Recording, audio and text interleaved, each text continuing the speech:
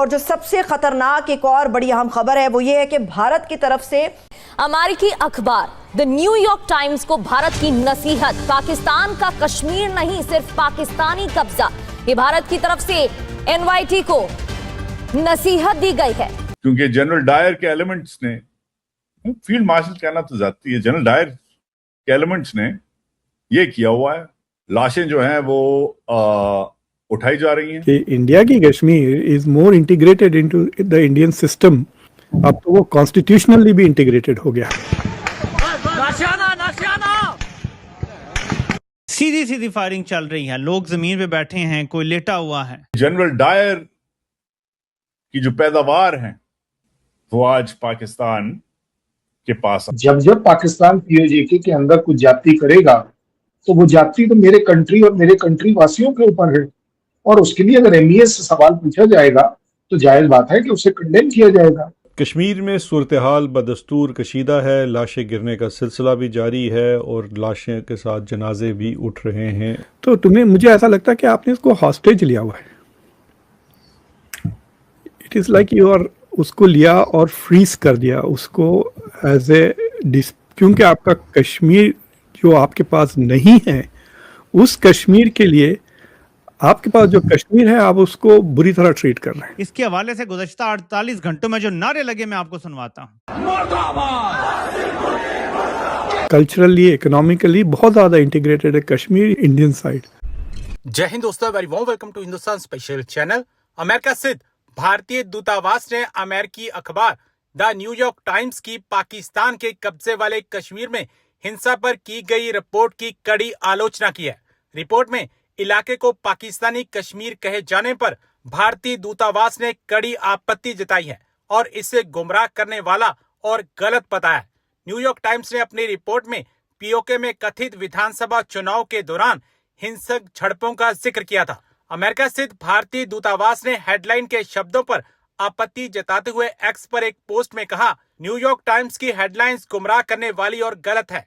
कोई पाकिस्तानी कश्मीर नहीं है और सिर्फ पाकिस्तान के कब्जे वाला कश्मीर है। दूतावास ने आगे लिखा, जम्मू कश्मीर और लद्दाख के केंद्र शासित प्रदेश भारत का अभिन्न और अविभाज्य हिस्सा रहे हैं और हमेशा रहेंगे। पाकिस्तान ने इन इलाके के कुछ हिस्सों पर गैर कानूनी तरीके से कब्जा कर रखा है और अब वह कब्जे वाले इलाके के लोगों के खिलाफ हिंसा का इस्तेमाल कर रहा है।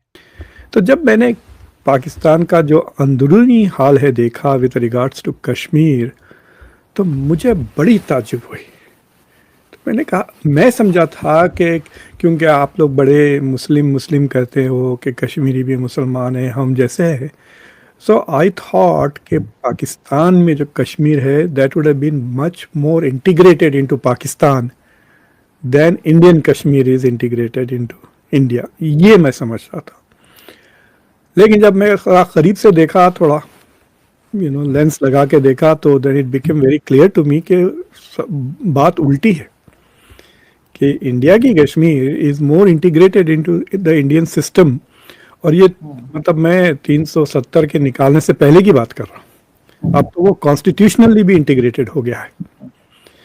ठीक है, तो कल्चरली, इकोनॉमिकली बहुत ज़्यादा इंटीग्रेटेड है Kashmir in spite of all of what ever is going on in Indian side. तो अगर एज ए थर्ड पार्टी अगर मैं कभी लिखूं इसके बारे में, और लिखूंगा भी मैं, तो मुझे ऐसा लगता है कि आपने इसको हॉस्टेज लिया हुआ है।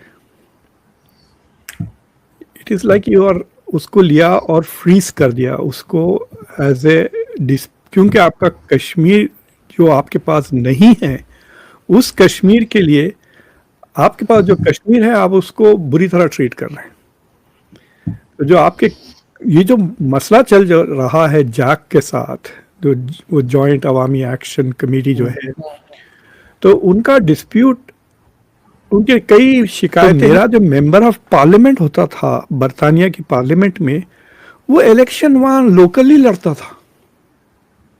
मतलब उसका जो वोटर होता था वो भी बरतानिया में होता था, मेनलैंड में, और उसका रिप्रेजेंटेटिव भी होता।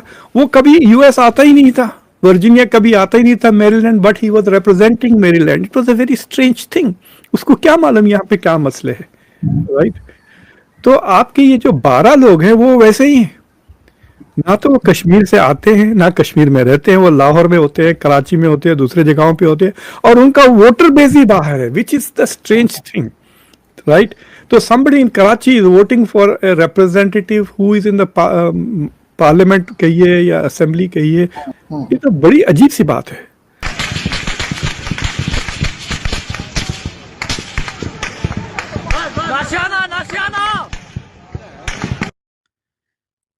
सीधी सीधी फायरिंग चल रही है, लोग जमीन पे बैठे हैं, कोई लेटा हुआ है। आज भी बर्बरियत रोकने का नाम नहीं ले रहे।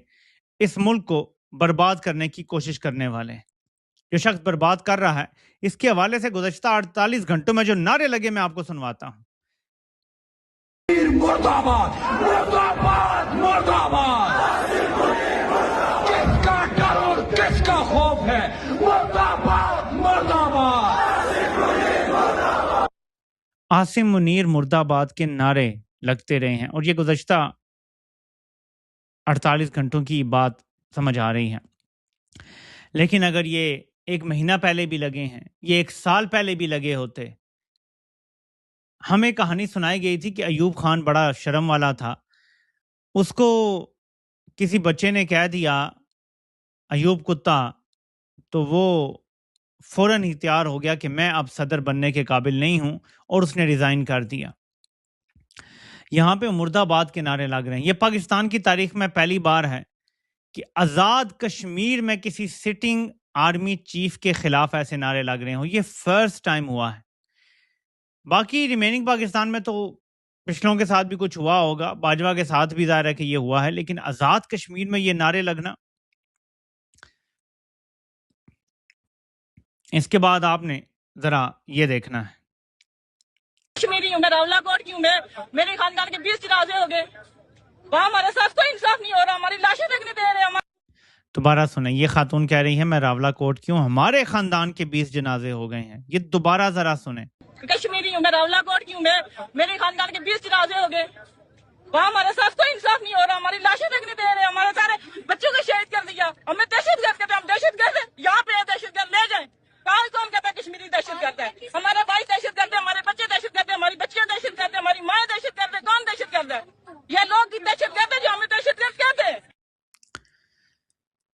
जब नौबत यहां तक आ जाए कि एक मां को, एक बहन को सामने आके बोलना पड़े कि हमारे ही खानदान के 20 लोग शहीद कर दिए गए हैं, बॉडीज तक नहीं दे रहे, और कौन दहशतगर्द है, तो आपको समझ जाना चाहिए कि फिर जो मुर्दाबाद के नारे लग रहे हैं वो दुरुस्ती लग रहे होंगे। ये जरा सुने, बल्कि ये देखें आप।